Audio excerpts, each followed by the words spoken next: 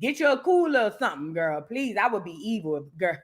And it's hot outside. You trying to serve me hot outside liquor? You really trying to get me to go on to the upper room, girl. Ain't gonna be no 4th of July. But y'all come on in. Let's get into the show. We got a few things to discuss. Since Diddy has won this trial, everything has been going crazy. We got Arman. I didn't put this on the docket, but Arman put out a note to apologize for his video of with the baby oil outside. I know why he did it, but I think most people are misunderstood about it. We'll discuss it. Then we talking about Dawn Richard. Dawn Richard, you know, they interviewed one of the jurors, right? He was an alternate, but either way, it's still a juror. And he spoke about a few things. And a few things he spoke about was, he said one of the people he truly did not believe on the stand, because it sounded like he was watching TV, was Dawn Richard. Okay. And there's a few other things going on with her. She writing letters talking about she's scared and all of that. Whole time she was trying to get back on the bad boy label. We gonna discuss it. We also gonna discuss Snamea and Kandi. Y'all want to like videos, and they said, now I didn't say Snamea and Kandi. This is not what I said. This is what the people on Instagram said. So people was all, you know, celebrating Diddy or whatever. And apparently Snamea and Kandi girl, decided to like a comment talking about people can't get their freak on. Now, you know, Snamea and Kandi, especially you baritone burgers. Girl, the rumors about you dagging all through the streets of the Peachtree have been going on for years, scolds and blows. And for you to get on here and be liking stuff, and Snamea, we starting to hear about you, girl. The fans say they don't even like you no more on the Real Housewives of Atlanta. They said your man let you cheat. I don't know what's going on with that girl. I don't know, allegedly. I don't know what's going on. But either way, since y'all liking videos, the people bringing up y'all tea too. See? You see how that go? Do you see how that go? We gonna discuss it though. And then T.I. and Tiny, since you want to talk about people need to be able to get their freak on for free. Sabrina, what the last name of that lady is? She done came out with more victims. And she ready to bring you and T.I. back down to the ground. And I think it's more of an opportune time now than ever. And we're going to discuss it. Then we also need to discuss some escorts speaking out. Tory Lanez possible release. Tory Lanez possible near early release. I'm talking about soon. And then Mia X responding to Master P. But we got a few things to discuss. Y'all come on in. Get the likes up. Queen Kiko said surviving Kandi. I know you lying. Could you imagine? Close your eyes. I need everybody right now. Close your eyes right now. We're going to take a trip on imaginary lane. Close your eyes, ladies and gentlemen, boys and girls, and like the video for you close them. Think about it. Put yourself in the scene. It's a hot, sticky Saturday night. You and your homegirls decide y'all want to go outside and get a drink. Y'all get y'all little clothes on, put your little stuff on, you're smelling good, looking good. Everywhere you go, niggas pulling on your head, black. Hey, how you doing? I'm good, love. I got a man. I'm sorry. Even though you don't, you just trying to play coy. But you and your homegirls walk into the club or the bar, wherever y'all going, y'all sit down, and all of a sudden, you hear, I like my beat down low, down low, down low, down low. And then everybody start looking around. And then you hear, I like my top, laid back, laid back, laid back. And you go, what the?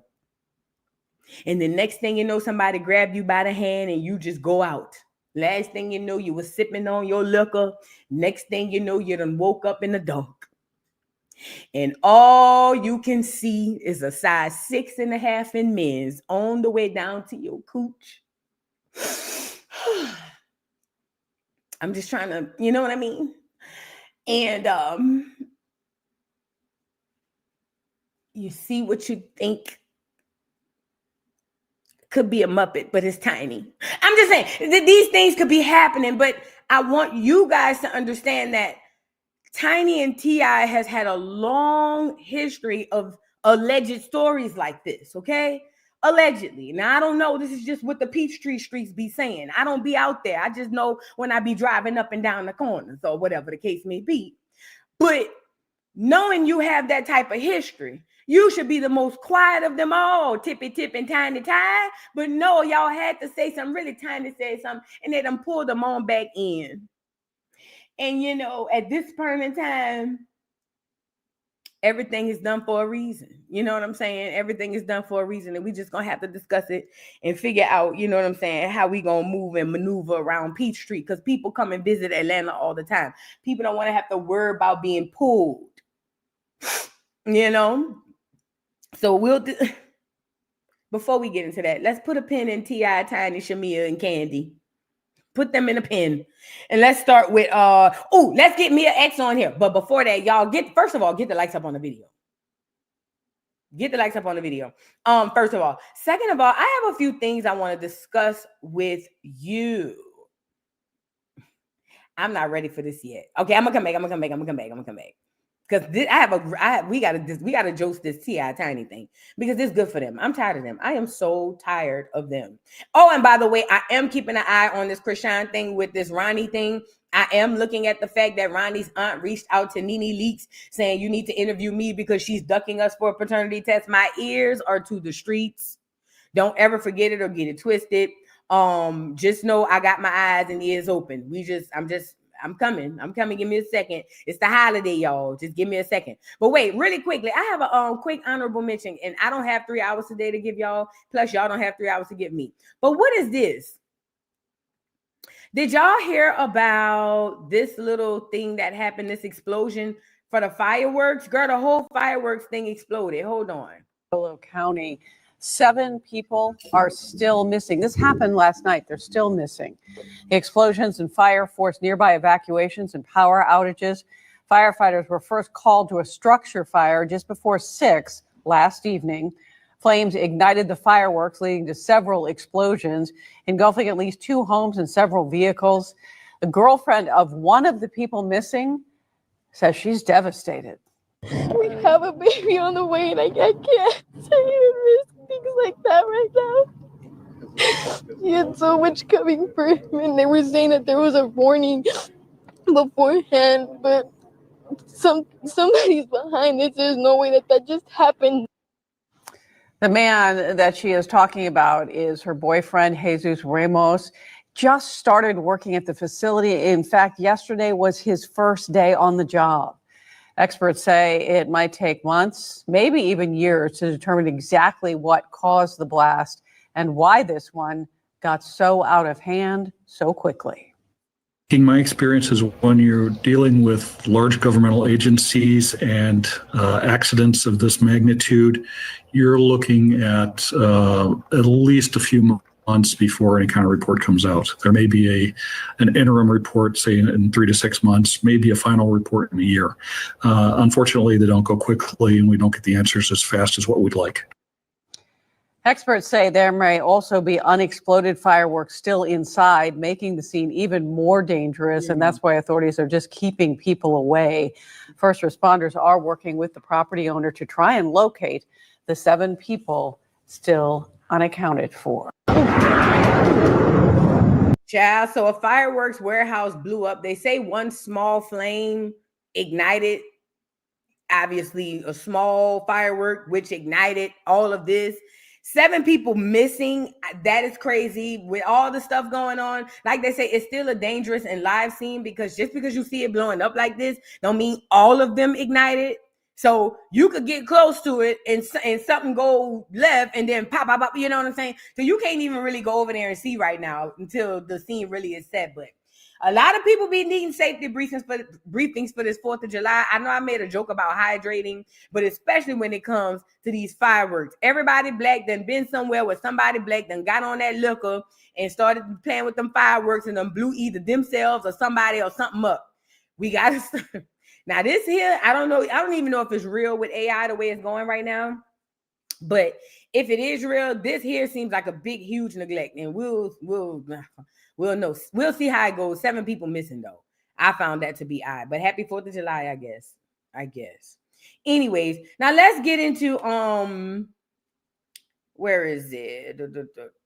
Let's get into Tory Lanez in that bit. So Tory Lanez daddy did his father Daystar Peterson, nope, Sunstar is his father, right? His father is Sunstar Peterson, and Tory Lanez is Daystar Peterson. So his father did an interview on this podcast. I'm not familiar with the person, but either way, he did an interview where he spoke about his son, and he says that he could possibly be home much sooner than people think. Now, I do know Tory Lanez and his team have been making a lot of noise, and I don't know if y'all noticed this, but as soon as the Diddy trial started kind of like sizzling and going crazy, it kind of like subsided.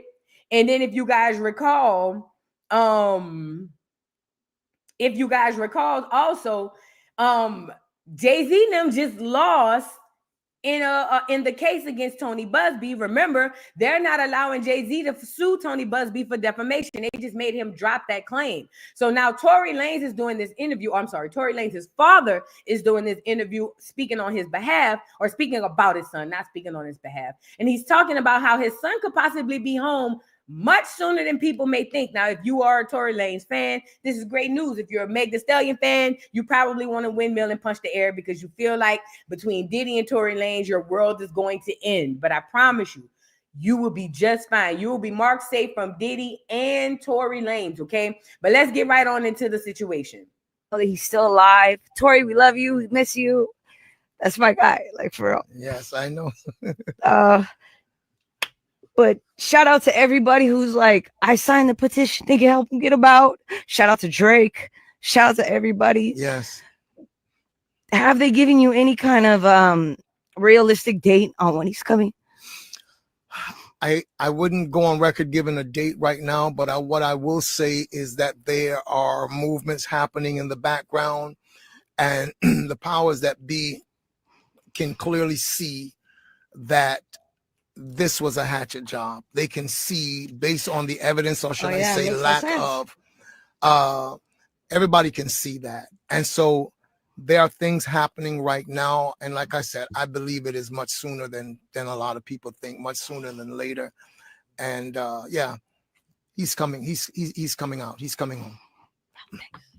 Cut this out. Charisma, don't cry. No, let's get those tears right on the camera. It's very real. Because I've really spent real time with Tory. Like, we were on tour buses together, and I just know his heart. Wow. So when all this happened, I was like, there's no way. Mm-hmm. I just didn't believe it. And I was like, there's no way. I just couldn't believe it. I've spent real time with this man. Yeah. Like a lot of time. Yeah. And it's just, it was crazy. So we want to see him free, and we support you. You know what I mean? Like, because I want to see justice be fairly, executed and served. So appreciate that. To know that he's still alive. Tory, we love you. We miss you. So there you go. That's Tory Lanez's dad. He says that things have been moving and shaking behind the scenes, and Tory Lanez should be home sooner than people think. Now, I don't know what home means particularly. Does that mean home in America, or does that mean home deported to Canada? Who knows? Who knows? But what we do know is, according to his father, they are working things behind the scene. But either way, if you're, like I said, a Tory Lanez fan, this is good news. But ultimately, I think that a lot of things that had been going on behind the scenes are starting to come undue slowly. And I think some stuff is going to look horrible. And some stuff is going to be horrible. Some stuff is going to look horrible, and it's not as bad as it is. But I can see some things happening behind the scenes. But either way, yeah, Tory Lanez's daddy said he'd be on the way home. How y'all feel about that? Y'all get the likes up on the video. T-Day, thank you so much for the super chat. Blessings upon you, Vu. OMG, you did not have to do this on this holiday. You didn't have to do it at all. But thank you so much, TD, for the wonderful super chat. I love you so much. Thank you. I appreciate you. I make it right. I make it right. I make it right on them hoes. I make it right. I make it right on them hoes. Thank you so much for that generous, wonderful super chat. Thank you. And I hope you and everybody else in the chat are having a wonderful holiday so far. It is still kind of early. It's going to be hot outside. If you live where it be getting hot, today is going to get hot. I don't care where you live in America. If you live where it's going to be hot outside, where it be hot, today is going to be hot. Okay? So please govern yourselves accordingly. Make sure them churn hydrated. Make sure they eat before they leave. Okay? Make sure they use the bathroom and all that stuff. Because ain't nobody got time for you and your wet ass child because your baby don't want to keep playing and he don't want to stop going to the bathroom. You know what I'm saying? Ain't nobody got no extra wipes and Pampers and none of that. You should have bought it. So make sure you bring your children to the bathroom, feed them and all that before you leave the house. People don't have time. I'm speaking on behalf of the people at the barbecue. And it's another thing. If you're coming with all them children, you got your kids, bad enough, you got 4, 5. If you want to come with your kids, your nieces and nephews, their cousins and friends, please bring something more than paper plates and paper cups. I'm tired of y'all. I am so tired of y'all. Your children don't even use the cups and the plates. We need you to bring something very significant. At this point in time, you need to bring a meat. Bring a case of chicken or something. But I'm so tired of y'all pulling up to the cookout. Is you and Buku Churn and your friends. And you done told your little friends where we at. But you coming in with paper plates and paper cups. No, ma'am. You bring a case of chicken. If you're coming, bring a case of chicken for you and yours. But yeah, other than that, y'all just be careful out there and, tread light. B Lady Raw, thank you for the super chat. Says, love you down, boo. Yeah, thank you so much. Love you back. Love you back. Love you too, baby. Thank you so much for the super chat. Happy 4th of July, y'all. Shout out to everybody in the building. Renee, thank you for the super chat. Cassie is being sued by one of the male escorts, and we gonna get into it. Yes, ma'am. So another male escort, I forgot to add that. I have it, but I forgot to tell you guys. So a male escort is coming out to sue Diddy, claiming that she got an STI from them, or he got an STI from them. We gonna get into it. But hold that for a second, because we got to jump on Mia X right quick, and we're going to jump on the Diddy. So remember I showed y'all the video yesterday of Master P in the middle of an empty hallway talking about how he always helped people, and this is just a celebration for him, and he feel like having them on the marquee for free shouldn't have been a problem, but every time you turn around for him, it's a problem. Stuff like that. Well, Mia X has responded back. And just to kind of give y'all a little backstory. So Master P is being celebrated at the Essence Festival this year. He is going to be honored, and he's going to be retiring as a rapper. Okay. Now, instead of Master P just doing a Master P situation, remember, his words, not mine. This is not a No Limit production. This is a Master P retirement ceremony type tease. But he want to have Juvenile and Mia X on the bill, right? But the thing is, he don't want to pay Mia X. So Mia X said he around here doing interviews, doing all these promotions and all that stuff, putting my face on the stuff. But every time I send him the number for what I need to be paid, Master P don't want to pay me. So Mia X was like, keep it on the playground. Take me off your stuff. Unless you're ready to pay me, stop going live telling these people how much you love me and I can get what I want. Pay me my fee. And then Master P keep coming back making statements. He made the statement yesterday. Let me see if I can go find it. He made the statement yesterday about how nobody supports him, and he spent 20 years. He spent 20 years buying houses and cars and woots, and how dare people not want to show up for him, and he done showed up for everybody else. They say he was in the middle of the hallway or something with no furniture. Hold on, let me show you. Because we got to get into this, because Mia X responded. And I think after this response, I think Master P Percy might want to tread light after this one. You know what I'm saying? Because the way Mia X was sounding, and the things that she said, I don't quite think this is going to work out in Master P's favor. And remember, I told you guys too. Remember, I told y'all, I said, yo, I'm hearing that Mia X, he recruited Mia X. It was, if you think about the No Limit, allegedly, let me say allegedly, but if you think about the No Limit Records situation, it was sort of a pyramid scheme. Listen, not in a bad way. Well, kind of in a bad way, but it was like this.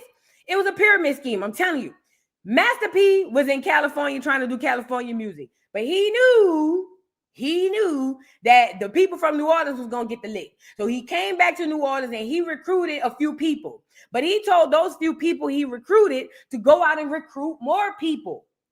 So Mia X, one of his initial recruits, remember, this is a pyramid scheme. P at the top, and then he recruit the second layer. They're supposed to recruit the third layer, then the third layer, so on and so forth. So what I'm hearing is that Mia X bought Fiend, and a few other main people, KLC and some other people to the label. So Mia X feel like, don't talk to me like I'm one of them flunkies you play with. Like for real, she on some type what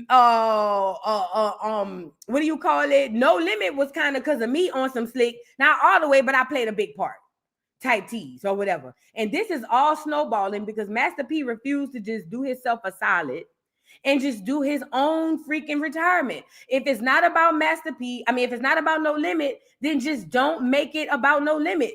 Do Master P and his Master P need to focus on him, his career, and what he has done in the past. But Master P understands that without these other people, nobody is coming to see Master P.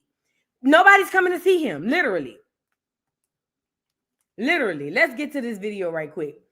Because it really shouldn't be all this. But you know how I go with Master P, child. Here you go walking in the empty hallway. Look. Y'all play too many games, man. It's either you love them or you don't. Boss told me, man, people only benefiting off you, man. They've been left you. They've been started their own companies. You putting people on, giving people money. And we just did concerts last week, man. You know how easy it is that we go do shows. We've been doing this. You just put your soldier gear on. You don't have to get dressed up. But I know they did Jesus the same way, and it was the disciples. It's the ones that's closest to you. That not Jesus. Even harder. So July 6th, I ain't having a concert. I'm planning my own musical funeral, and only the real ones is invited. Y'all come show love. The ones that really love me, show me. You don't have to tell me, because I've been buying cars, Rolexes, houses, putting people on. What they done for me? I own the company. I'm always showing love. Why am I going through this when y'all know, y'all don't think the boss hurt too sometimes? When you helping people, giving back to the community. I've been doing this stuff for over 25 years. If anybody wanted to talk to me, man, they could have come to the gym and talked to me at the school. If you ask me for something, man, I'm going to give it to you. But I'm glad that I didn't die 10 years ago, because I would have thought all these people loved me. But guess what? My real fans come turn up with me. We No Limit soldier. It don't take nothing for you to put your gear on and come turn up. Get your black and white, or you got a black and white dress, because this is musical funeral. I see y'all July 6th. We gonna turn up for the last time. This is my farewell. This is me. This is not about nobody else. Snoop don't have to have Drake everywhere he goes. All the other big acts, Ice Cube don't have to take the groups everywhere he goes. Sometimes the people just might want to see you, and I was just making this a farewell celebration for me. And that's what Essence did. We love you, P. We love you, P. Y'all play too many games, man. Girl, Master P is crazy, eh? You know why this is funny? Do you want to know why this whole speech and everything he said is funny? Because all he got to do is pay me an X. I need you to understand why none of this makes sense and why all of this is a big ball of bull crap. Listen. I promise you, literally, to stop all of this and put it all to rest, all he got to do is pay me an X. That's all he got to do. This nigga rather make 1,000 videos and get on here and talk about how he did what he did and whoop-de-whoop. He would rather compare himself to Jesus and the disciples, Snoop and Dre. He would rather do all of that than just pay the girl. This is crazy. This Master P is crazy. Now, I ain't gonna lie. He finer than hell. Listen, Master P legs, Master P fine. Ooh, he fine. I ain't know he was that fine. He bow-legged too. I like bow-legged dudes. But other than that, other than him being fine, Master P, go lay down, please. Like you said, true fans turn up. We No Limit soldiers. I thought I told you. Yeah, just do the No Limit soldiers with the real fans and go lay down, Percy. We got too much stuff going on in the world today. We ain't got time. Pay the lady. That's all you got to do is pay the lady. If you're not going to pay the lady, stop going live. Just pull up to the show. Okay? Damn, Percy. Well, Mia X responded for the last time. Okay? And this is what she had to say. She says, never ask for nothing. I bought my own house. Ooh, because remember, Master P loves hanging his hat on the fact that he bought everybody who was on No Limit a house. According to Mia, she said, baby, I bought my own house. okay? Then she goes on to say, paid more dues and put in real work to make people respect that label. I didn't ask for any of this. And as long as I not lied on again, and disrespected, I won't flip this bitch over with the truth and no edits like the BET Chronicles. So basically, Mia X said, now listen, baby, I done talked to you, the team, and everybody else, and y'all playing. You keep going live, playing on my name, woo, woo, woo, woo. I'm not one of your flunkies. You didn't pay my way like you paid them niggas' ways. And furthermore, for the contribution that I made to the label, you might want to tread light and calm down and shut your mouth before I really add out and tell everybody how the name of this label should be No Limit Mia X Records. You feel what I'm saying? And see, when you big dogging for real, you can really pop your collar on the quote unquote big dog and have him go lay down somewhere else. Master P, please go lay down. You're on your way out the door, fat. We just saying go out on a good note. If they don't want to show up to support you, that's okay. Your true fans gonna be there, and that's all that matters. But Master P wants a production. He wants to Master P want to go out like he was the savior of New Orleans. But like I keep telling y'all, these mainstream artists that y'all see come out of New Orleans don't really technically be coming out of New Orleans. Okay? Yes, they are born there. But a lot of these people be far removed from the city, bro. If we just being honest. And like I said, if I was Master P, I'd just go lay down somewhere. I'd just go chill and go lay down. I would. Shakes, thank you for the super chat. Left his black wife for the cracker and now want to play Mia. Boy, bye. Mia ain't there. Alaska ain't there. I love me some Mia. Wait, he with a clear woman? I didn't know that. I didn't know that. That's crazy. I had no idea about that. That's crazy. I didn't know about that. But I don't be following no Master P. He lame. He corny to me. He corny to me. There you go. You see what I'm saying? Like, listen, people from the city, people in the city, because I'm not in the city right now. But people born and raised in the city, from the city, we know who is who. We know because we there every day. We know we've been there every day. Like, nigga, y'all found out about Master P being famous for the city did. For real. Bitch, I was, where did we go? We went on vacation somewhere because my mama used to make us do a family vacation every year. And we was out of town somewhere. I want to say New York. And then people was like, oh, we know Master. Y'all heard of the No Limit Soldiers? And I was like, the what? Yay. Nigga ain't whatever. Master P, go lay down. Let's move on. Oh, no. So Mac responded in the comments. Y'all remember Mac from the label? This what Mac had to say.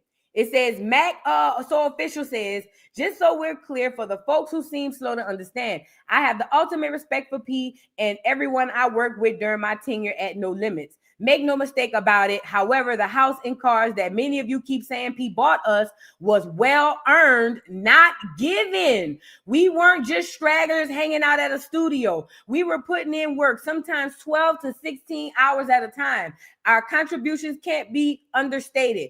P did his part by making sure it got to masses because that's what an executive is supposed to do. It's how the company makes money. To suggest otherwise is blasphemy. So now you got other people from the label coming out saying, all right, y'all over here saying, okay, P bought us houses and cars. But what y'all not understanding is for the amount of work that we put in, that nigga owed us way more than them houses and cars. So technically, and he's right, technically he didn't give me nothing. So I don't know. We'll see. No, the girl said not that Mac. What Mac that is? I thought that was Mac from No Limit. Hold on, let me see. I'm about to go pull him up. Mac Phip, so official. Oh no, that is Mac. That's him. That's Mac from No Limit. Let me show you. That's the one just got out of jail a little while back. Yeah, that's him. See?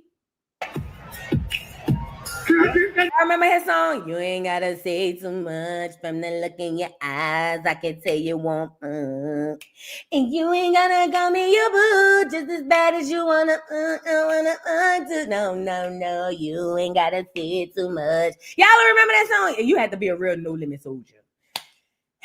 Yeah, you had to be there. Lit T was there. Lit T Talks was there. You had to be there. You had to be there, girl. You just had to be. Oh, they said they was thinking McMahon. Okay, yeah. I got you. Yeah. But yeah, girl. So the people are speaking out. We'll keep our eyes on it. I think Master P, what's today, the 4th? He got 2 more days. All Master P got to do is wait 2 more days. Don't go live. Let the show go off how it's going to go off. And you know what I'm saying? Be done with it. But it's Master P, so we'll see. Now let's get into this Diddy tea. I want to go to, first of all, I want to start off with the Diddy trial and Arman. I didn't put him on the docket, but I wanted to talk about this. So Arman Wiggins had to issue an apology for this video. Let me go show you. So outside of the courthouse, obviously after the Diddy verdict, people were celebrating. And Arman Wiggins, the YouTuber, happened to be one of them. And the people lost their minds. Here's the video.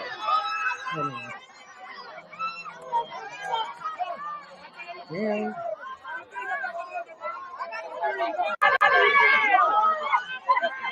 So this is what people were upset with as it pertains to Arman. That is Arman right there. And Arman basically was, he was doing the, they were squirting oil and all that stuff. Now, people mistook that for Arman celebrating Diddy's win. A lot of people, and I saw how narratives, and I watch it all the time, but I saw how narratives get pushed like that, and I think it's sick. But all people have to do is write it on the headline, and most people won't go further than that, and they'll just believe it. But the headline was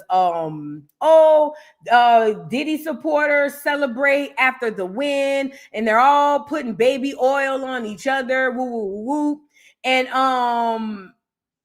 people were just like, oh, this is disgusting. And that was the video and the images that were shown. Now, this is the worst part about this whole thing.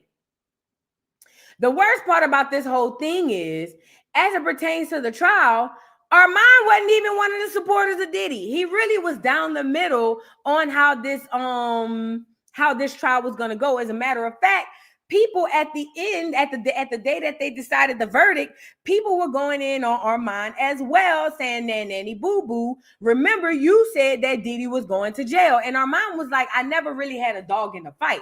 I was just kind of reporting to you guys. I could care either way. What happens to Diddy, right? So when they see these images and they see this and they see Arman in the middle, and he's one of the top YouTubers that have been covering this trial, they feel away. Let me say this. This is something that's coming from higher than just some random person wanting to just drag Arman down. It could be one or two things, or it could be both. It could be somebody else, other YouTubers who are jealous, who are mad because not only did Arman probably capitalize the most in Black YouTube sphere as it pertains to this trial, he has gained the most recognition, okay? It could be somebody who feel like, because listen, the YouTube game is very, very dirty. So it could be something like that. Or it could be just, the media trying to find a reason to, make something more than what it is.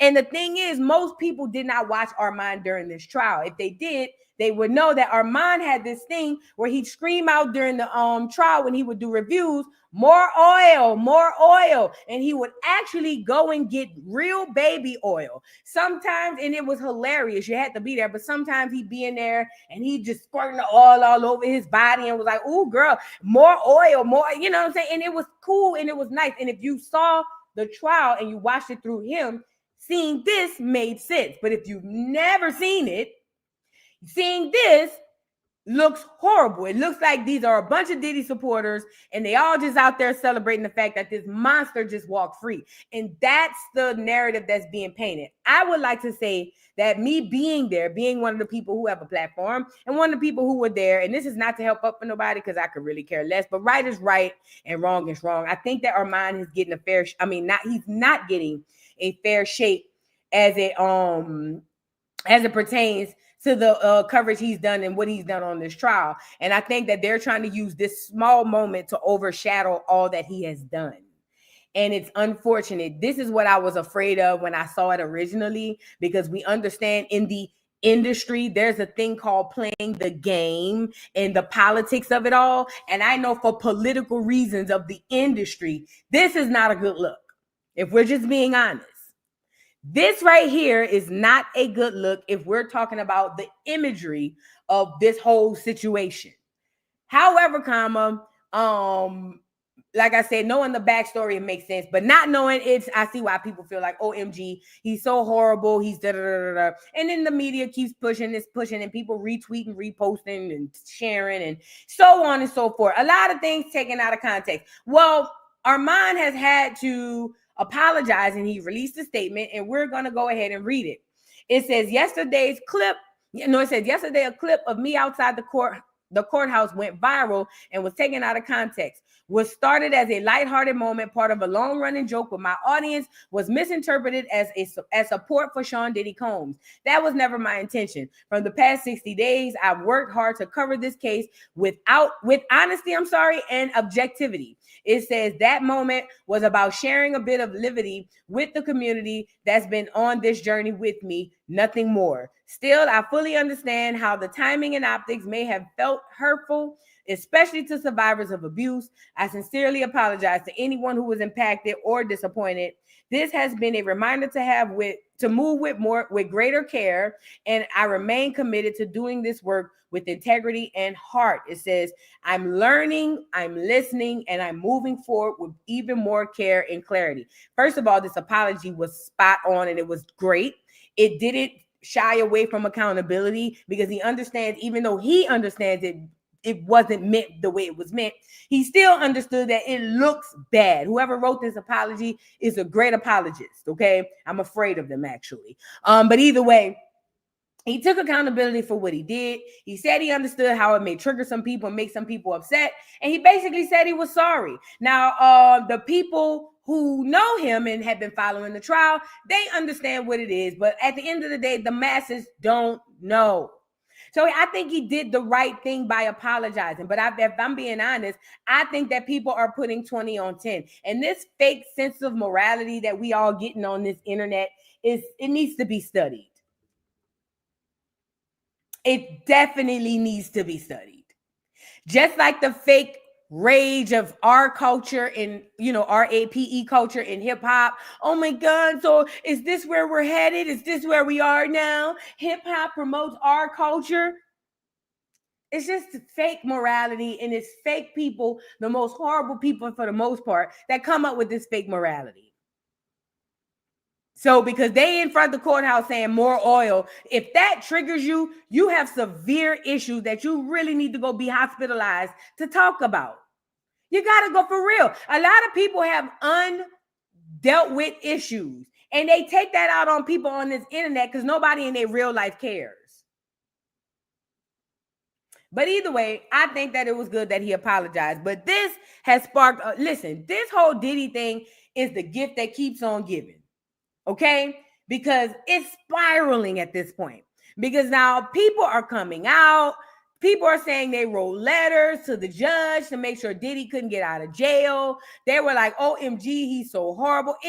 Listen, this trial is a MESS mess. And it's over. And it's still an MESS mess. I'm sorry. Let me tell you why. And this is just from the perspective of a person in the audience, a consumer, for lack of a better term. The reason why it's a mess is because if you're a celebrity who decided, I'm going to lay low and see how this play out for Diddy, people are looking at you strange. And let me tell you why they're looking at you strange. Because especially if you were one who was super loud, super supportive with Diddy, people feel like you're being quiet because you don't want no parts and you don't want no stuff to come out about you. So you're kind of damned in that way. Then for the people who came out and spoke against Diddy, especially after we get the verdict, now they getting towed down because it's just like, oh, you were tearing him down, whoop, whoop, whoop, and now look at what's going on, and now look at it, da da da da. So it's that. But speaking of, I have to say this while it's on my brain. I hate to put a pin in that real quickly.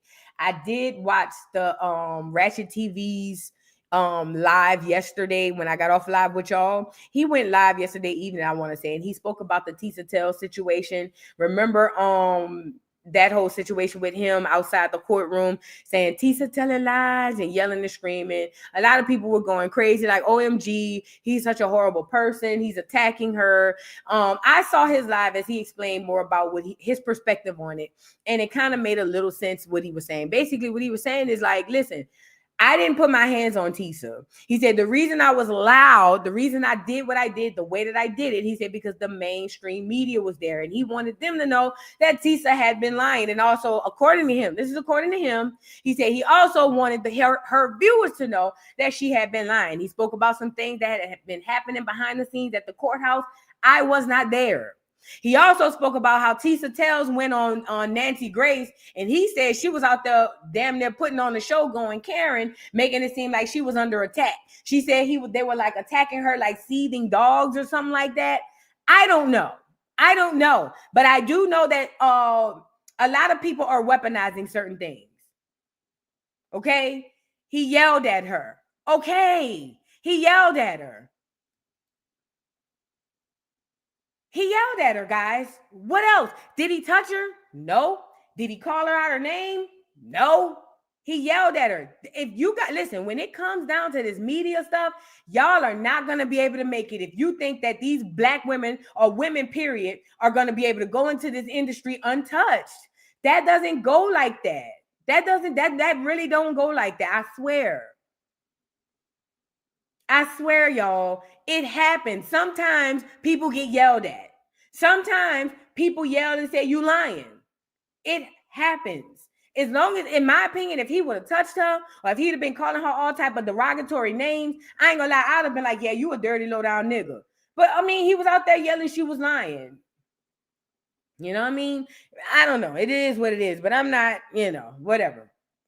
She's the most popular, so I already know how the masses is going to feel about it. But I'm just giving you my 2 cents on it. But anyways, a lot of people are coming out with this Diddy stuff. This Diddy stuff is just, like I said, it's spiraling. It's spiraling all over. It's just spiraling all over. It's spiraling. It's just all over the place. And it's just the gift that keeps on giving. Now, I wanted to talk about remember I told y'all there was a juror. And if you were a juror, you can get a bag. You need to be doing these interviews. Now, this guy, this is the interview I told you I was watching. He was a juror. He ended up at the end of the trial, or toward the end when they were getting ready to deliberate. He did call her a fed. Ratchet did call her a fed. But either way, he ended up becoming a alternate juror. And for the people who are wondering how this goes, according to the guy, because I watched the entire video, he said that when they were called to be jury or jurors, they didn't tell nobody who was going to be the positive, who was going to be the main, and who was going to be the alternate. Everybody was treated as a juror.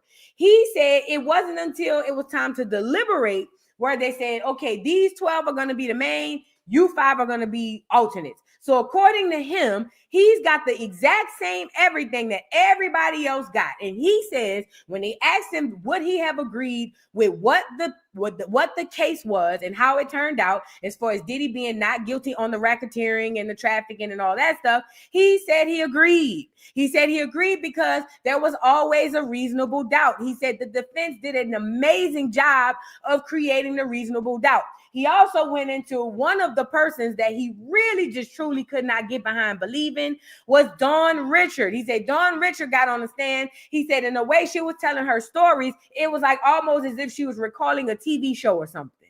I said that too. Okay. He said, so he really couldn't get behind believing her. He said, and even still, he heard and saw the videos of all of the freak offs. He said, in Cassie, nobody looked like nobody was forced. He said, but from the evidence they got, it was a mutual thing. But people are getting mad at the man who got more evidence than us, telling the man that he wrong for the way that he feel. These people have more, they watched the freak offs. He also said the freak off he watched, they wasn't even doing nothing on the freak off, just putting all on each other. But that tells me what I've been thinking since the beginning. This is all a bunch of bull. This is all a big cap, a big stage. This is all bull crap, all of it. This is all for play. This is all for show. This is all for confusion, distraction. That's what this is all about. Because all of this, hide the tape. Don't show nobody. This man said all they did was put Baby Earl on each other. That's literally all they saw. And he saw a show. He said, and he saw Cassie sitting around. Y'all don't believe me, but I'm a conspiracy theorist, so I get it. Y'all don't believe me. But I'm telling you, there's something very fake about this whole thing. And when I say stuff, because I saw somebody put this in my comments, at first I used to get offended, but now I laugh because I understand that people think that I'm crazy. And I embrace it now. I embrace it now. But I remember somebody put this in my comments the other day because I forgot who that was, came up on a panel with me. And she was like, girl, I don't even know if Diddy even in there. And I said, girl, quiet as it's kept. Me neither. Somebody put it in my comments and was like, here she go. All right, Vu. Now Vu gonna say something that crazy. And you know what? At first, like I said, at first I used to get offended, but now I understand that people really think that I'm crazy, and that's cool. But what I will say is when this brother said, when this man said that when they watched the video, all they saw was just them putting baby oil on each other, it sounded worse than what it really was. I was like, okay.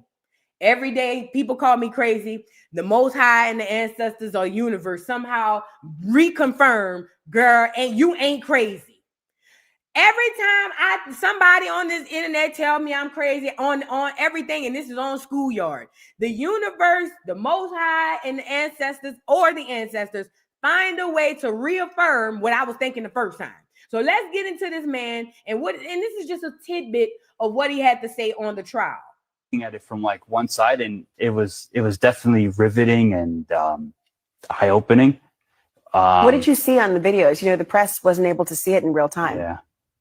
No, I mean they were showing some of the. Well, I mean there was both the freak offs and hotel nights as they were called from both of them. But it was. Were they showing those videos? They showed. Well, again, you know, the defense and the prosecution showed different clips, so they were very selective. Like the prosecution was showing more, you know, just Cassie just sitting around. The defense showed that. Defense showed that, yeah. Just her sitting around, not engaging in sexual activity. Yes. The prosecution, when you had to have your headphones on, and otherwise, what were you seeing then? There was sexual activity, but I mean, it wasn't really.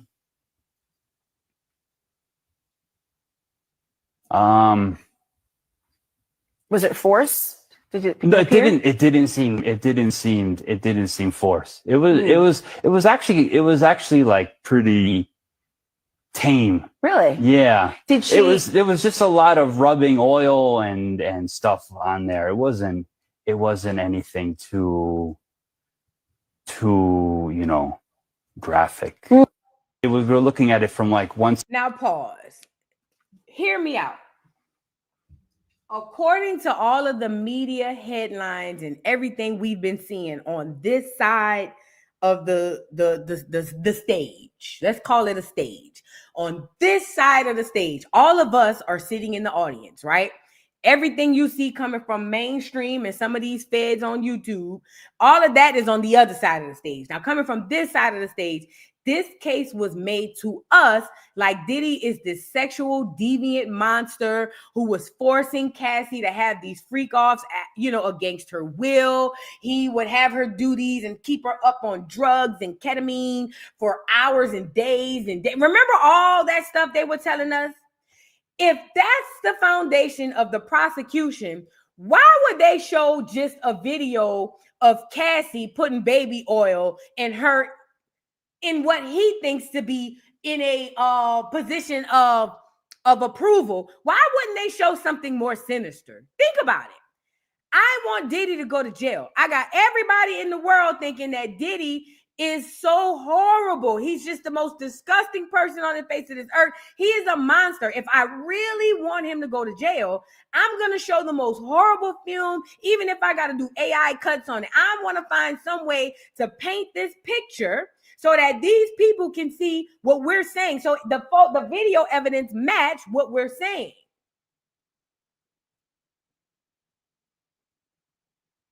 Whole time they showing Cassie rubbing baby oil on herself and her partner. But when I question the integrity of this entire thing, I'm the conspiracy theorist, but I understand how they tap the blinders when they tap on your emotions. Tapping on your emotions causes you not to think. It causes you not to use your brain. So I get it. But it just tells me that, like I said, it reaffirms what I originally said. And what was also said in my dream last year. Y'all remember? The dream told me that it's all fake. So it is what it is. But something else was interesting about this man. This man said when the defense showed tapes, they just showed Cassie sitting around. He also said when the prosecution showed the tapes, Cassie didn't look forced. He said it just looked like they were just there. All that moaning and all that sensationalism, all of the headlines, all of the stuff that was going on through the YouTube, Twitter, Instagram, Facebook, all of these disgusting, degrading things. And all they got to watch was Cassie sitting down and rubbing baby oil on each other. But I'm the crazy one. I told y'all when some of the witnesses were describing their stories of violence, it sounded like a comic. Somebody wrote a book. It sounded like an author wrote this crap. I told y'all that. But I got called crazy, and it is what it is. I'll be that. But I know I'm not on the wrong side of this thing. But we'll see later on. But I just find it odd. Another thing he said too, about this trial and about the people that basically the man said that he didn't believe that as far as trafficking, RICO, and things of that nature, they didn't see evidence of any of that. That's what the man said. They just didn't see it. And when they thought they saw it, the defense had a way of basically tearing it down. He said the way they told Dawn down on the stand basically like was ridiculous. You know what I mean? So I don't know. I don't know. He and remember, we heard the audio of Cassie threatening somebody behind the tape, talking about she gonna have him unalive. This is the point I'm making. Everybody's making Cassie out to be a victim, and in some ways, Cassie were victimized, especially physically as it pertains to violence. Cassie was definitely victimized. That's not up for discussion. But Cassie wasn't just a victim. Cassie was also a perpetrator. Okay? And we have to talk about that too. We can't put that away. We can't give her that pass, because if we give Cassie that pass, I think that we got to give everybody a pass. All horrible, heinous criminals get a pass, because I'm pretty positive they have some trauma that they suffering from as well. Now, I showed y'all the video of Jonathan Oddie, that's the old escort, who said that Cassie and Diddy gave him herpes, and he settled out of court for a few $1 million. Now, this escort is saying that he's suing for an STI. Let's get into what's going on with this. It says, Freak Off Escort files lawsuit against Diddy and Cassie. Cassie claims Cassie gave him an STD and aborted their pregnancy without his knowledge. It says, this is wild. A male escort is coming for Diddy and Cassie in a new lawsuit. According to TMZ, he is suing them after allegedly contracting an STD from Cassie. He is also alleging that Cassie aborted his unborn child. Clayton Howard was one of several male escorts allegedly hired by Diddy, and he also claimed that during his wild freak-offs, he went by Dave. During one session, he contracted the alleged STD from Cassie. The exact STD he claims he contracted has not yet been specified, but he went off to allege something crazier. In the lawsuit, he claims Cassie aborted his unborn child without his knowledge, and says after the abortion, she continued to have unprotected sex with him. In his book, Cassie, Victim or Co-Conspirator, he detailed Cassie's revealing she was pregnant, and while he'd been in prison for violating parole. She told me that she had been pregnant and was sure it was my child. He claimed she began to cry, and she said she didn't want to go through with it. After seeing her emotional, he claims that he had no choice but to forgive her. The amount he is suing for is unspecified. This is messy. What are your thoughts? Now, I don't know. I don't know if I fully believe this entire story, but for all intents and purposes, we just gonna go with the move, okay? And this man is claiming an STI and a baby. I don't know. But I do know Jonathan Adi for sure settled out of court.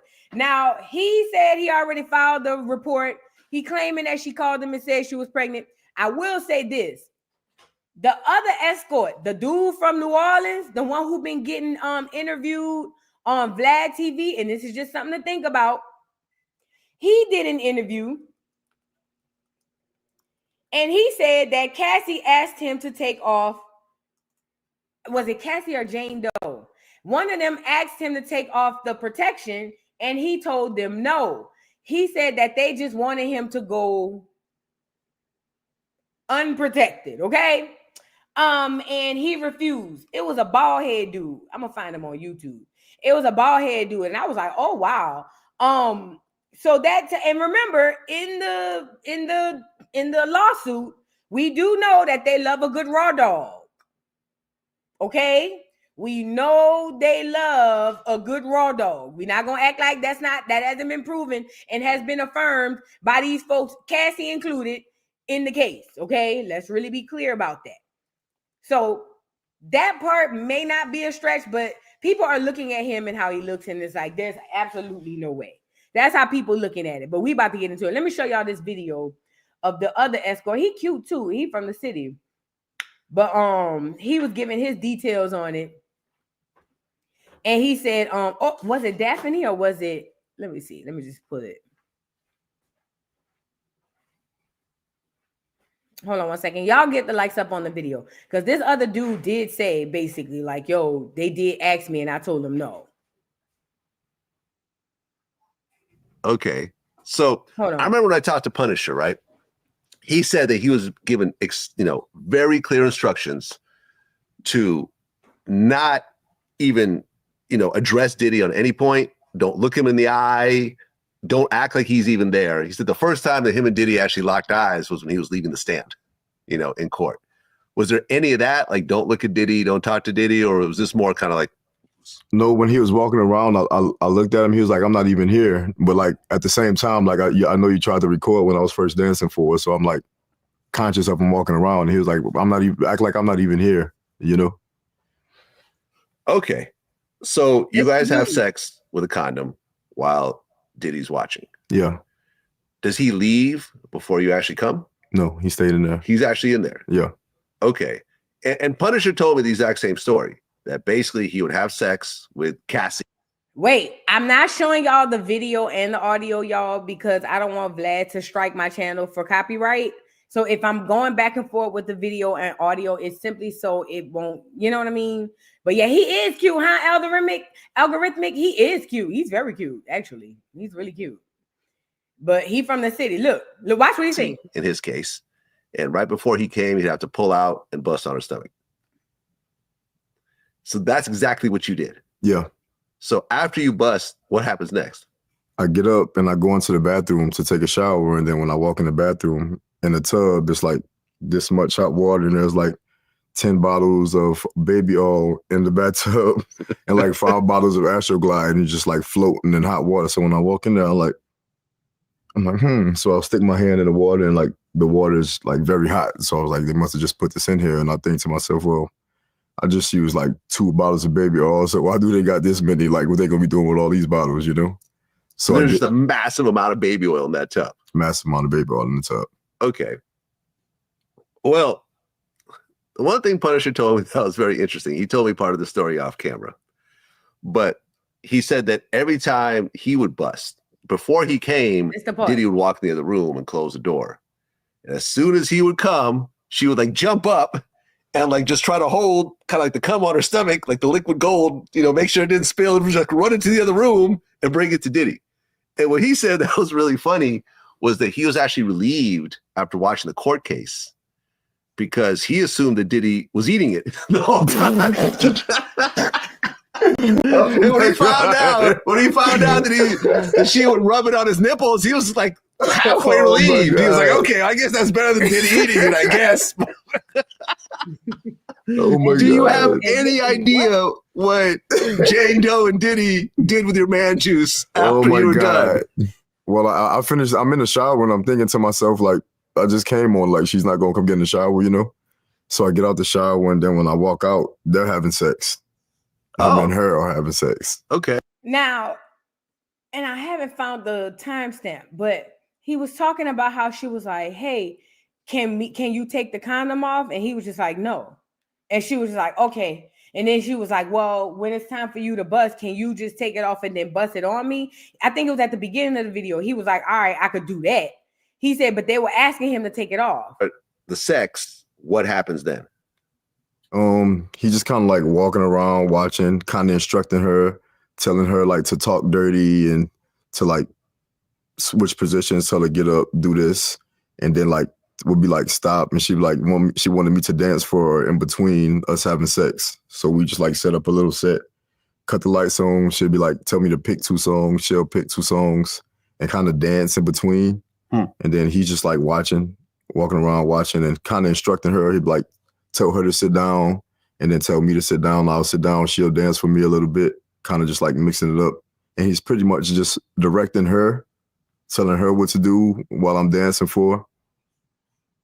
Well, didn't Jane Doe ask you to take off the condom? Yeah. And what did you say? I said no. And then she was like, well, could you come on me? So when I came, I pulled the condom off and came on her. So y'all heard that? So it was Jane Doe, Daphne Joy. That has been confirmed. So basically, he was saying that she asked him to take it off. Now, remember, Cassie did admit that they were having unprotected sex with these escorts. So pay attention to that. So this man claiming that Cassie got pregnant, if he was really an escort, is it far-fetched? I get it. He's not the most handsome, and they picked probably a horrible picture of the man, but it's possible. It's not impossible, but one more time for the people in the back for what he said. On me. So when I came, I pulled the condom off and came on her. Yeah. And what did you say? I said no. And then she was like, well, could you come on me? So. Well, didn't Jane Doe ask you to take off the condom? Yeah. And what did you say? I said no. And then she was like, well, could you come on me? So when I came, I pulled the condom off and came on her. So it's not impossible, y'all. I know y'all don't think this is the most attractive person. This is probably not the best picture. But he got a lawsuit. He got to have something founded. They got to find something for him to even file, right? I don't know. But this is the guy. And he said that they done gave him an STI and she done got rid of his baby. Right, Nola? Glad he said no. Hey, listen, everybody not nasty. See, they got some people that are nasty. They got dudes that are nasty who just want to just let me feel it. But everybody not nasty. That dude said he ain't that nasty. He told them people he is not dealing with that, taking off no protection and all that stuff, as he should. But you know, when you're doing that type of work, that's the best way to be. Now, Lisa Bloom spoke out on behalf of this whole Diddy trial, talking about how Dawn Richard and all these other people are terrified.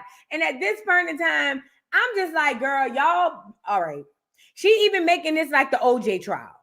She really putting 20 on 10 on everything. Listen, let me show you. Let's get into what the lady's saying.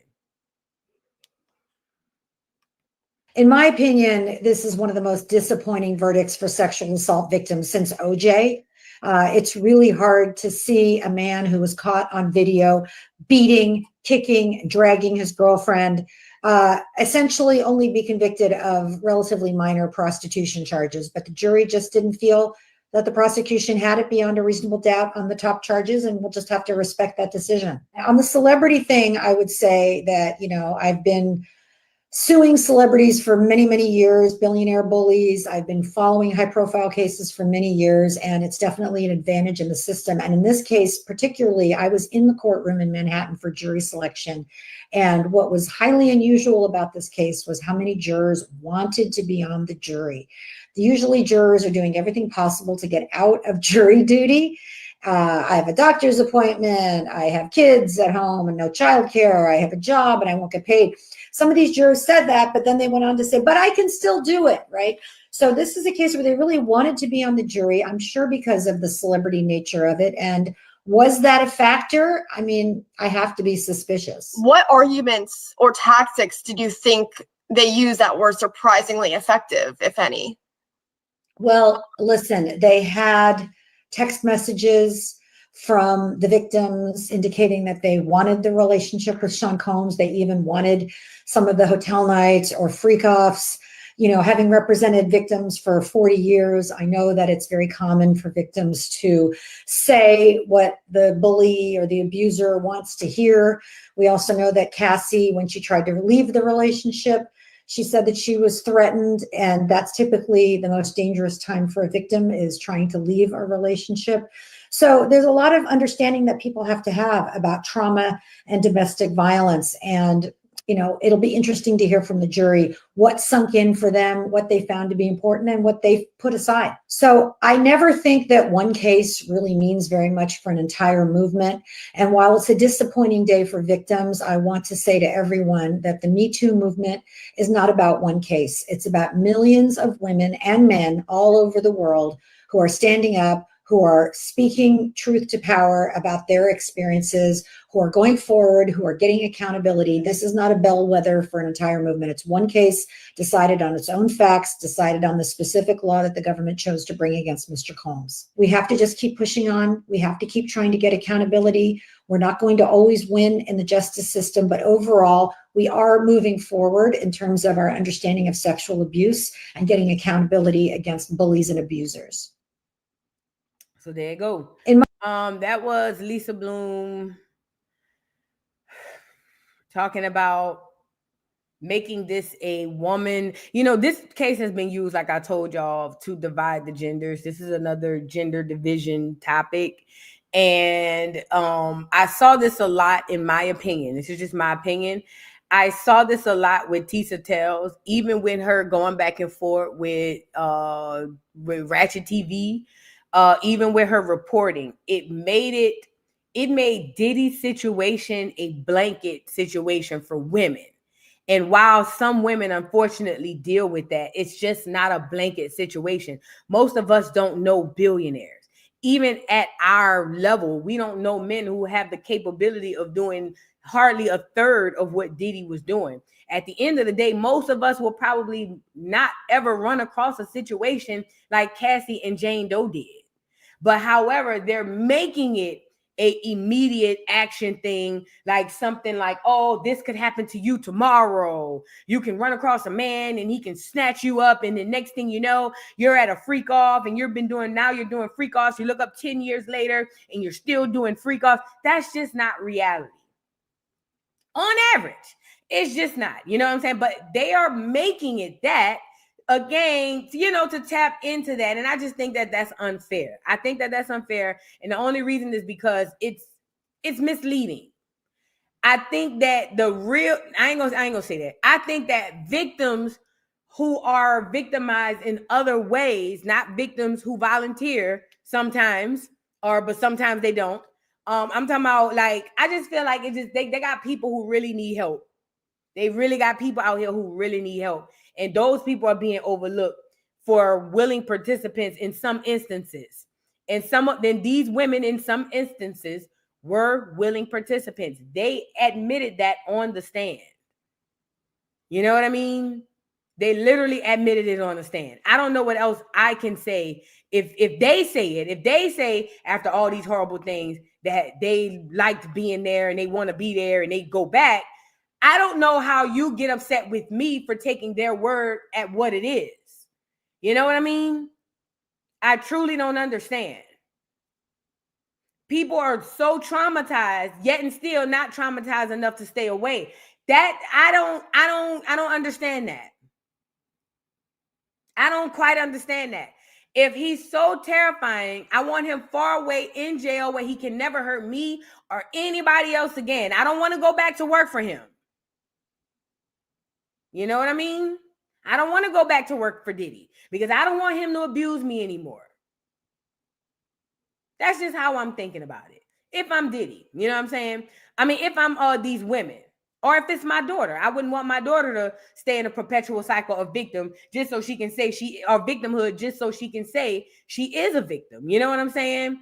I'm just not about to do it. Now, Dr. Umar spoke out, but he's been hella vocal about a lot, but he spoke out about Cassie. And I wanted to share this because I thought that this was interesting. And not only that, I agree with this stance.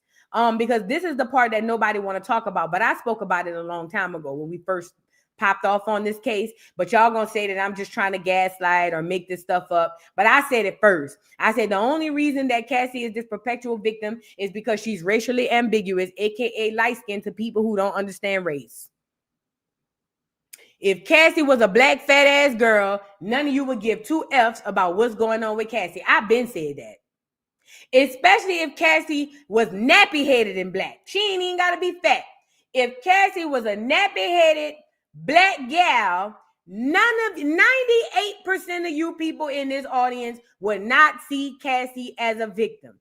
And I don't care what you say. I don't care what you type on this internet. I don't care what you tell yourself to make it seem like that's not true. But you know, and I know that that is completely the truth, that you would not see Cassie as a victim if she was a kinky-haired, dark-skinned black girl. You wouldn't. You wouldn't.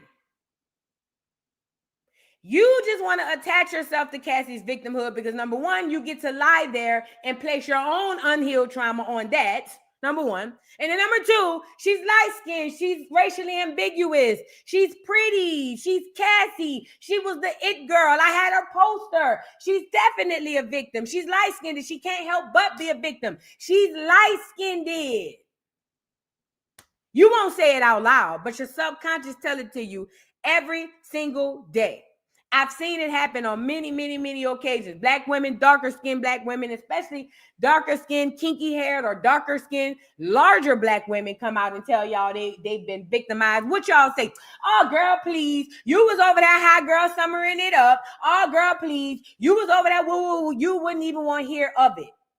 Cassie stayed for 10 years under victimhood, and y'all can't see past it, huh? But I'm going to let Dr. Umar tell y'all, because I've been told y'all. But, you know, I was a hater and all of that. And voodoo don't like light-skinned girls and all of that. Girl, it was a whole bunch of stuff. Let's get into it. Anybody who wants to claim that she was purely a victim is in denial. If Loon, there's no way. I don't care how much grooming. You're not a child. You're a grown woman and you mix race on top of that. So you got a white parent. You feel? There's no way you're doing all of this if you don't want to. Do you think that? No way. From a psychologist standpoint, not for a woman with a white parent. What about the Stockholm syndrome thing that people are trying to? Oh, that's very real. Around? I believe that all of that bears some truth in this case, but cannot be completely explained by it. Here's the problem I had with the Cassie, the supporters, right? And I empathize with the sister as well because Puffy did take advantage of her. Yeah. The problem I'm having, Loon, is I'm seeing people go out of their way and make excuses for her because she's not an all-black woman. Fact. If Cassie wasn't light-skinned and mixed race, do you really think she would be getting this type of sympathy from the black community? Right. Or Hell no. America at all? No. Hell no. And let me tell you why I know it to be a fact. And I'm about to prove it to y'all. Who put a one in the chat if you remember when Sukiana did that interview with Kandi and her flunky ass DJ friend. What was his name? DJ Ace or something like that. And that man was sexually harassing Sukiana that whole fucking time. He was harassing her. I'm talking about Suki was physically uncomfortable. Listen. Suki was so uncomfortable. Suki started squirming in her seat. Do you know that the majority of the comments were saying, oh, now Suki want to woo, woo, woo? Don't Suki go around talking about spitting on dicks and da-da-da-da-da-da-da? So y'all can miss me with it. I did a whole video on it. I'll go grab it if we need to. I did a whole video about this entire topic 2 years ago. Yep, people said, oh, well, she put herself out there. Yes, she did. But because it's Cassie and she's light-skinned, because most black people are racially ignorant, you think she's light-skinned and she automatically becomes a victim. I'm about to go grab it, too. I'm going to let Dr. Umar finish cooking. No. Right. It's because she was mixed race that people are coming to her aid. If this was Lizzo in this case, you feel me? She wouldn't get half the sympathy. She would be called a gold digger, and if you didn't want to be there, you could have left. You feel me? Yes. I didn't think about Black that. women don't give black women that type of support.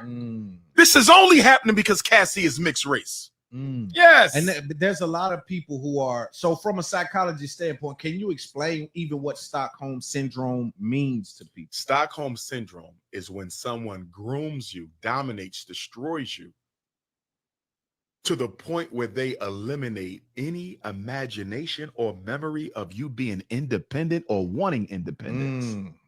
You start to depend on them. You start to rely on them. They become your world, and you start to believe that you cannot exist without them, despite the fact that they are punishing you, manipulating you, and putting your life in danger. So yeah, I agree with what Dr. Umar is saying. Most people won't say it out loud.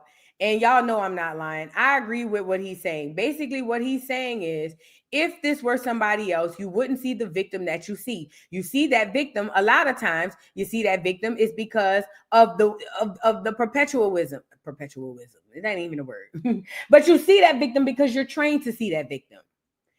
I'm not saying that Cassie was not victimized. She was definitely victimized. We've seen the tapes. The physical abuse is not even up for discussion.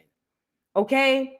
But the fact of the matter is, y'all are not allowing room for criticism on the stuff that she did do when she wasn't a victim. Cassie was not a victim 24/7, 365 days for 10 years straight. She just wasn't. She just wasn't, y'all. But if somebody say that we're anti this or we're anti that, and it's not right. Everybody don't have to believe that the way that you believe. Okay. But rather but this right here is not even about belief. It's just about what is. It's simply about what is. That's all this is about. At some point in time, especially with that grooming term that y'all like to use, at some point in time, there's a thing called choice. You don't groom a 25, 35-year-old woman. She begin to make choices. Let me say that again. You don't groom a 25, 30, 35-year-old woman. At that point, she began to make choices. People present her with options, and she makes choices. You don't get groomed at 25, 30, and 35. You don't. You just don't. You don't get to hide behind grooming at 30. You don't. You make conscious decisions. I love this nigga. He want me to take 10 dicks, then goddamn it, where are the dicks? I want to stay here in this house and live in this lap of luxury. He want me to go ahead on and choke on the dick, then goddamn it, cough, cough. I want to be able to go ride around and go have parties and be at birthday dinners with Rihanna and woo, woo, woo. So goddamn it, if I got to go down to the nearest Walgreens or CVS and get 15 bottles of Astroglide, then swipe my card. You see, are we tracking where I'm going with this? She was not a victim for 10 years straight. At some point, decisions on a lot of these people's parts were being made. And it's not wrong to say that. You don't get to hide behind grooming. You don't get to hide behind Me Too. There are people who really need those things. You, people who make choices, don't get to hide behind that. That don't go like that. And unfortunately,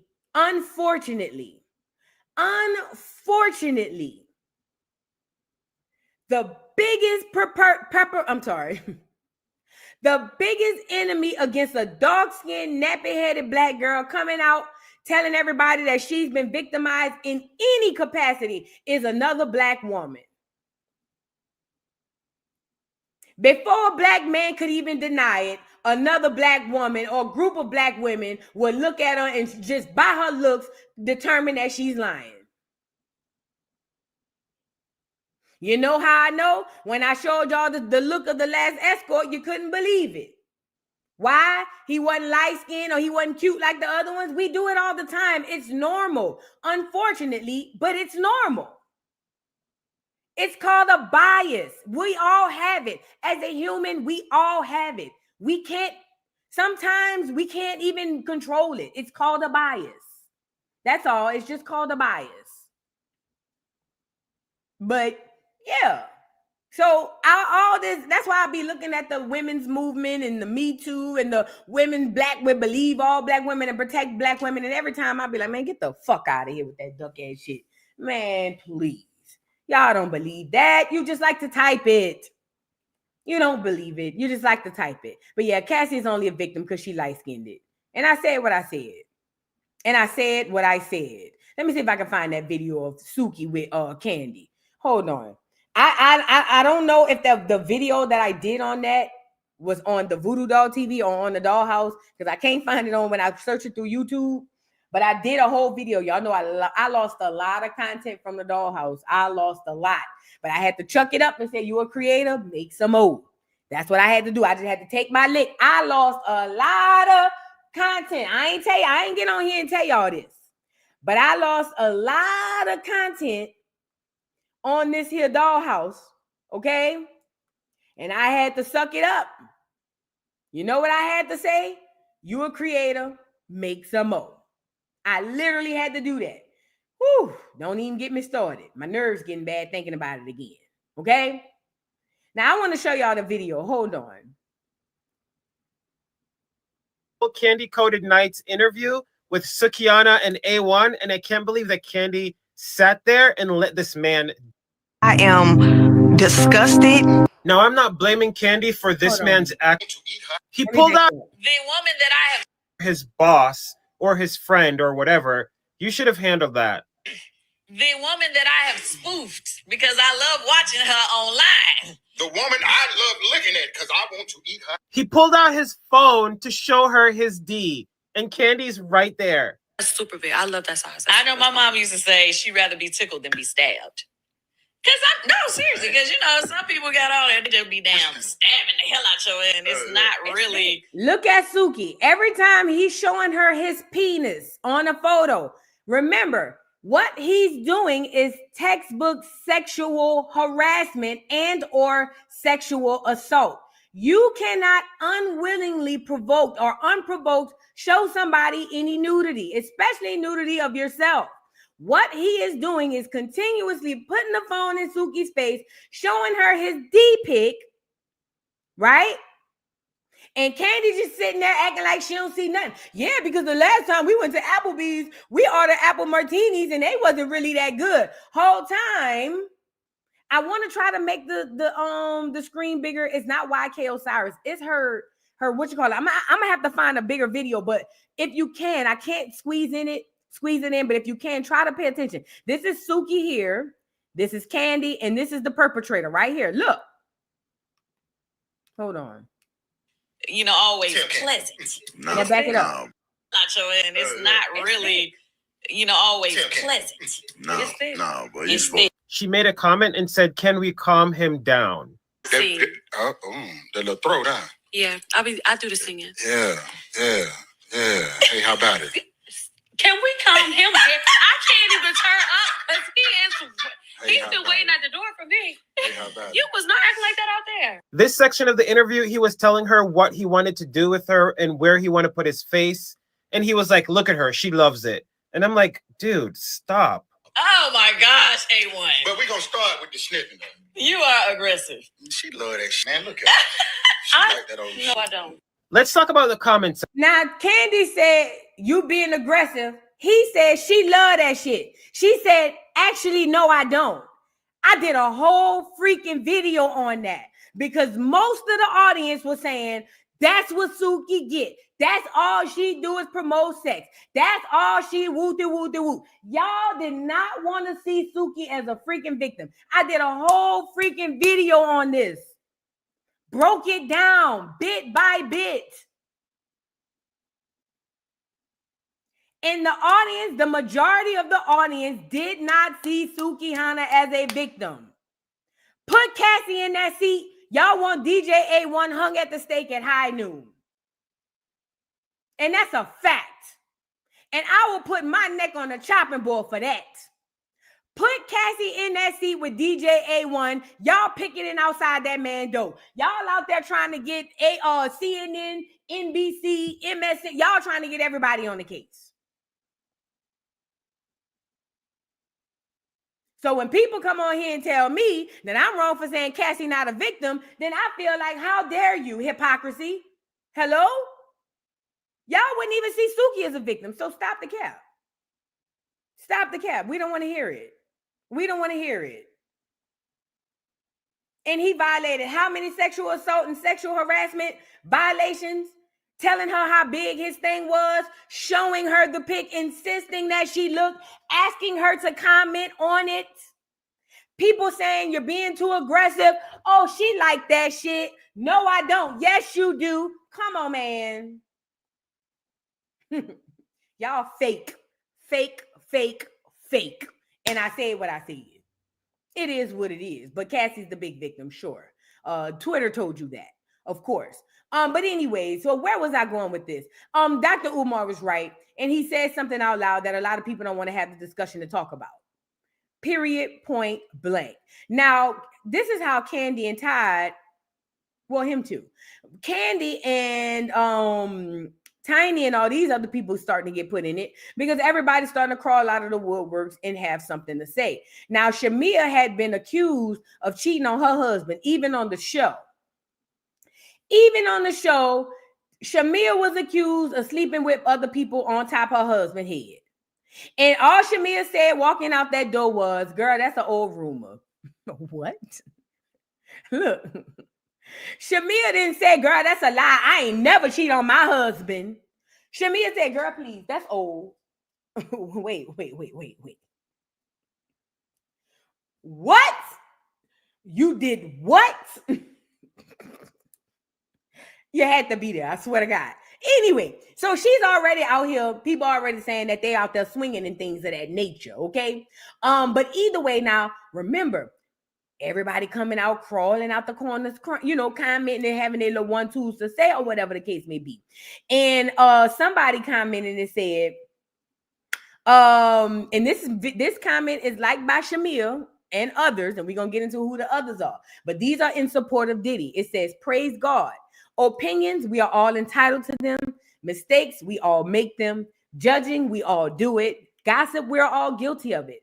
God's will is higher than any opinion, mistake, judgment, or gossip. If this is God's will for Puff/Diddy, then this is his will. In the end, what we think does not compare to his will. Who are we to judge? That's God's job. And it's all in his hands. You never know.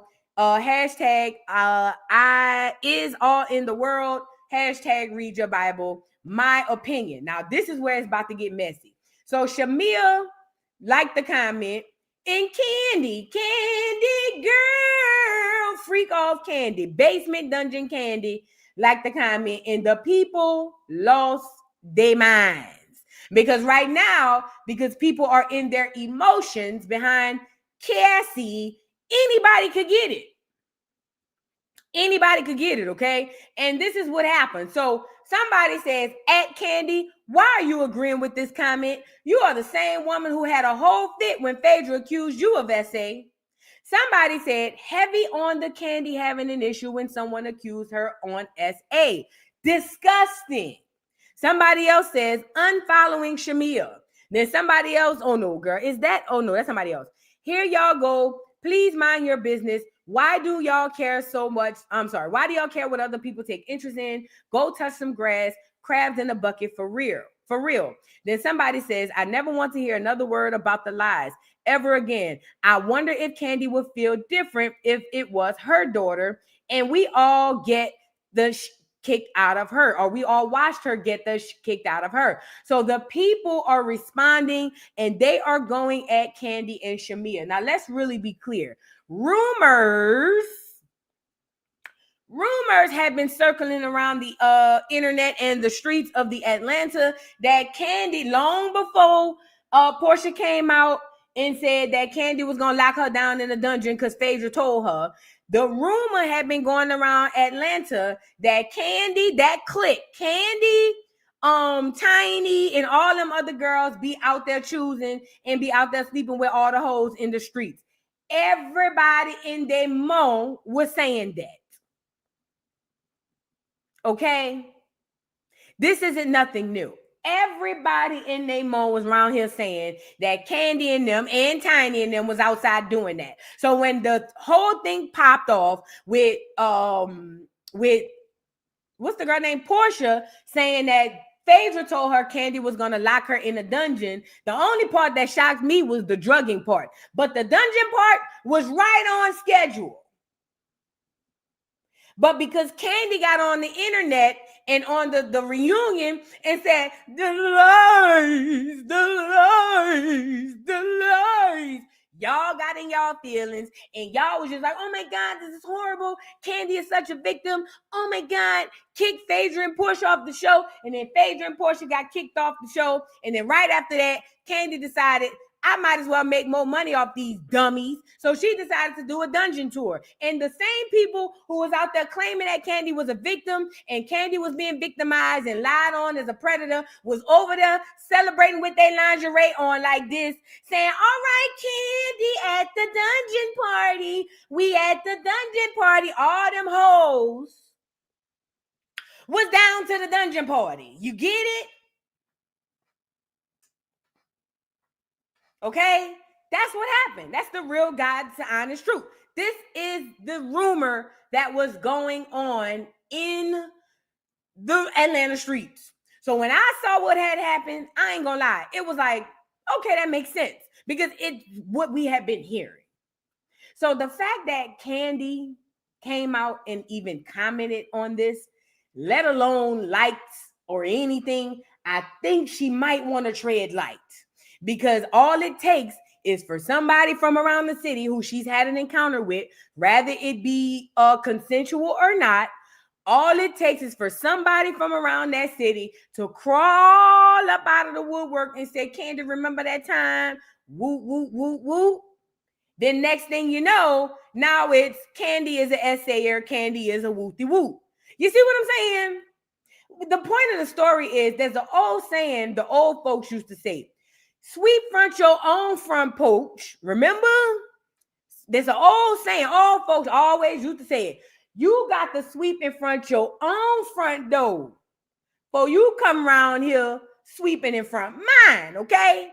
And with Kandi having all of that dust and dirt piled up in front of her door, I would have thought she would have just jumped off the porch and went the opposite way. But it turns out the people is ready to start dragging her. Now, this is early on.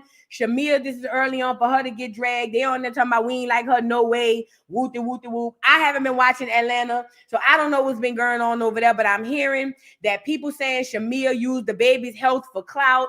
The baby, the health scare. They said Shamia don't even be around that baby. Allegedly. I didn't say it. This is what the rumors and what they said.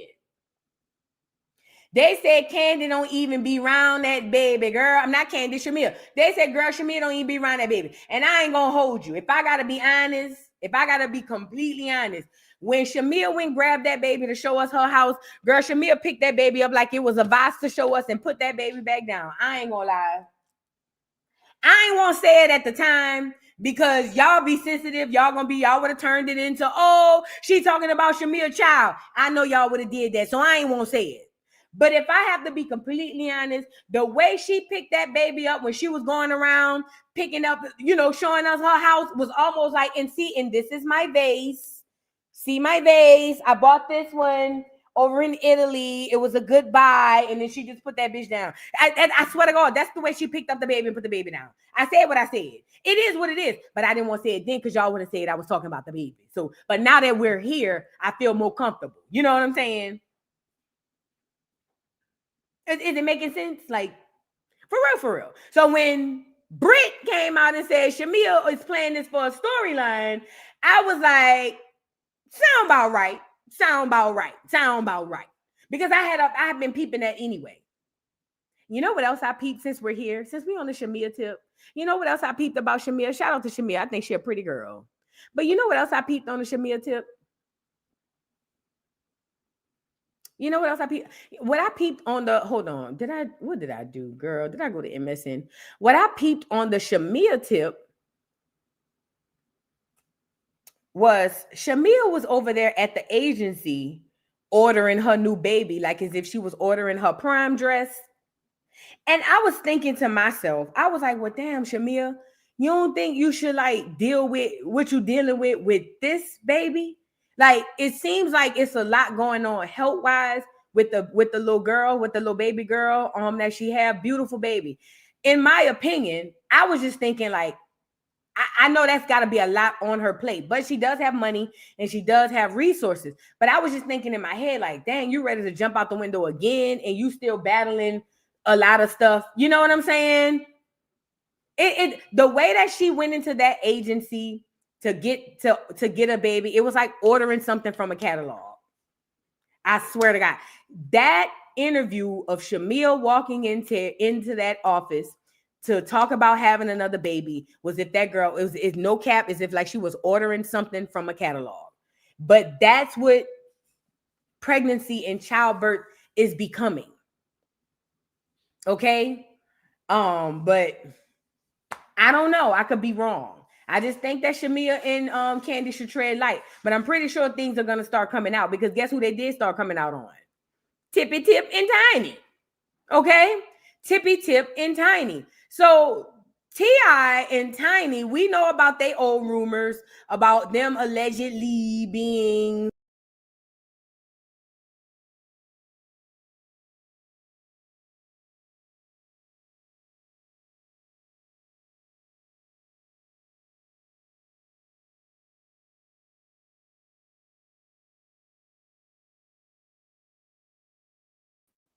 girl, I done kicked my own self out the studio. My bad. I hit the beg button. I shouldn't have did that. But I'm saying all that to say, T.I. and Tiny, remember Tiny liked the comment that I just read y'all about how it's in God's will? Well, I don't know why Tiny did that, baby. Because, baby, the people is on T.I. and Tiny neck. And what's the girl name? Sabrina. What's her last name? She came out and, baby, she said T.I. and Tiny need to be the last ones to talk and that they need to tread light, okay, on support for Diddy. Because she said just because she been quiet don't mean she done let up off their necks. And she said she got victims right now ready to come out on T.I. and Tiny to tell us, what the hell been going on around there. Sorry. Let's get into it. I'm sorry, y'all, I'm burping down. Let's get into it. You guys get the likes up on the video because Sabrina Peterson is her last name. What's her name? She ain't playing. She ain't playing. Y'all remember her? Now, she was the one who said that she had the case on T.I. and Tiny long time ago. And then somehow it just kind of like went away. From what I'm hearing, they were saying something about stuff was unfounded or whatever. But she had some girls. One of the girls came through and said that T.I. put his whole foot in her woo-ha. Yes. It was allegations that T.I. and Tiny was running this big old freak off production thing. And they would go out at night and pick these girls. And they said Tiny was a little bitty devil. And that they would come in and she would be so mean to the girls. And the girls were all afraid and terrified of Tiny. They said they thought Tip was bad, but it was really Tiny. And she was beating on the girls, taking their phones, making them sign NDAs and whoop-de-whoop-de-whoop. This is all in the past. Well, it kind of subsided. Well, ever since Tiny started liking comments and stuff, the girl Sabrina came back and said she got more victims and that Tiny needs to tread light. It says Sabrina Peterson accuses Tiny of trafficking women that she passed on to her son King. And it says she then claims Tiny did favors around ATL to marry T.I. So according to this girl, she said Tiny not only used to have them hoes, she used to make them go play and do stuff with King. She said, and T.I. made her suck a lot of cooch and scissor a lot of hoes to get that ring. Okay, now let's get into what Sabrina had to say. It says Sabrina Peterson just dropped the bombshell allegations on T.I. and Tiny, claiming Tiny trafficked a woman who was then allegedly passed around to her son, King Harris. She also alleged Tiny had to eat every box in Atlanta to get that ring from T.I., suggesting she did favors to secure her spot. Sabrina even posted what she says are messages between King and the alleged victim, warning if he keeps talking, she'll bring it all out. T.I. and Tiny have not yet responded, and just to be clear, these are all allegations. Yes, these are all allegations, but this is what Sabrina had to say, child.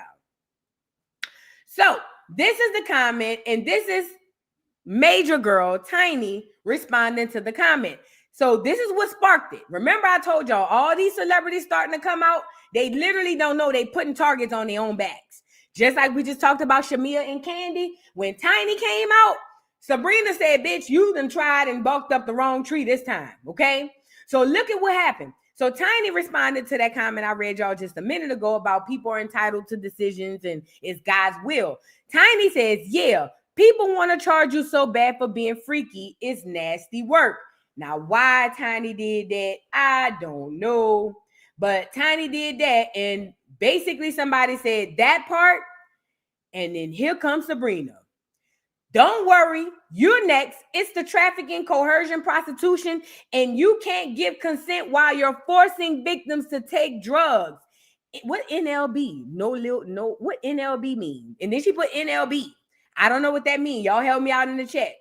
Then she said, don't make me drop the trafficking receipts, you nasty piece of SHIT. Now, this is Sabrina Peterson talking to Tiny. She said, Tiny, since you want to help up for Diddy, now it's your turn.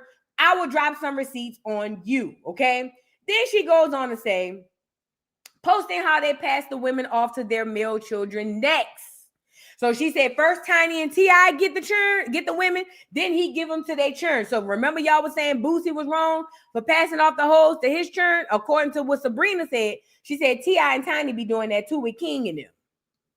Goes on, the text messages I posted are between T.I. and one of the girls that is trafficked. So she posted messages between T.I. and the trafficked victim. It says the girl's family contacted my attorney because their child is in a web of drugs and prostitution led by the Harris family. So somebody is over there stuck like R. Kelly. Where your mama at?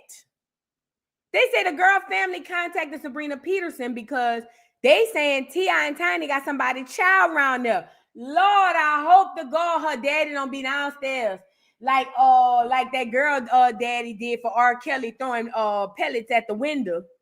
I sure hope this daddy run upstairs and go get his child. What's going on? Are they hiding bitches?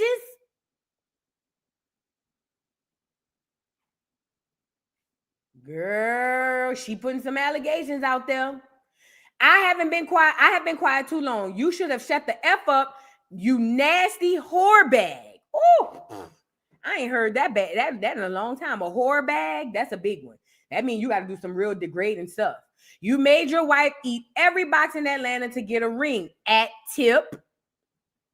Passing the same girls off to their sons. This next message is between the trafficked girl and King. This is your son, King. This is your activist. This is your icon. And this is someone's misguided daughter. Now, this girl is spitting some, this girl putting some allegations out here. T.I. and Tiny, I sure know you wish you would never push that button and even like that comment or even comment it, girl. Because they about to bring you down to the ground. You and that little leprechaun you with. And then it goes on to say, so these are some of the allegations. Now, Sabrina Peterson, yep, she put a name on it and she added them, baby. She didn't just put a name on it, baby. She added them. So you know it's real. She added them so you know it's real. Ooh-wee. Now, she posted some receipts of a text message. Let me see if I got it. She posted some receipts of a text message. And we're going to review them because why not? We're here, right? Remember, we believe in all victims. So if we believe in all victims, then let's go see what these people are talking about. Okay. All right. So Sabrina Peterson comes out and says that T.I. and Tiny's trafficking victims and also to their son.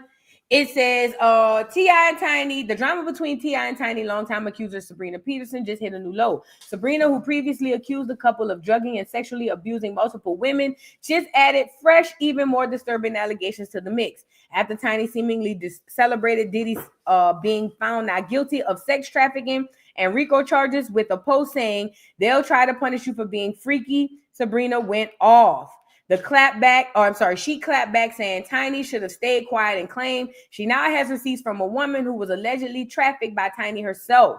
According to Sabrina, the same woman was then passed to the couple's son, King Harris. To make it even messier, Sabrina alleged that Tiny had to eat every box in Atlanta just to get a ring from T.I., suggesting she did sexual favors around the city to secure her status.